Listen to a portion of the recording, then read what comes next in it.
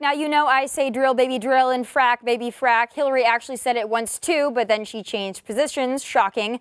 But she lost, so who cares? I want to know what Trump is going to do with our American energy revolution. Here with his advice, I welcome founder of the Center for Industrial Progress and author of The Moral Case for Fossil Fuels, Alex Epstein. Alex, we have a great week for Trump supporters. I'm not sure if you were a Trump supporter or not, but this is our president, and you were telling me before we started the show that you expected him to win, that you felt as though he was going to pull this out. Yeah, so I actually don't say whom I voted for because my focus, the thing I can contribute to, is encouraging people to have the best policy. So now that he's the president, I have a lot to say about what the policy should be. Right. And he hasn't had a lot of opportunity to speak on energy policy. I think I know where his position lies because of the things that he has said. But are you encouraged by what his potential energy policy would be, or at least maybe rolling back some regulation? The things he said on energy are actually the best that anyone has said in several decades. I don't agree with him on many other things, but on energy, he said really, really good things. I think the question is, can he really sell the public on his energy agenda? And in particular, can he address the kind of concerns about CO2 that are raised?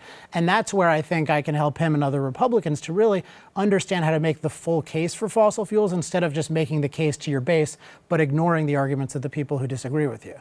And I think that that'd be great advice. And I think a lot of folks, even folks like myself who believe in our energy revolution and believe in American energy, believe in fossil fuels, sometimes we're met with that resistance and we don't know how to get out of it because we speak to environmentalists, we speak to those on the hard left as well that believe climate change is the end-all be-all. And we think that we're in the midst of a man-made apocalypse because of CO2 and because of climate change. And we don't always know the best narrative to advance and the best way to speak to those on that side. So what would your advice be? What is some simple ways that we can combat that? I think the number one thing to say is, look, what's the best energy policy?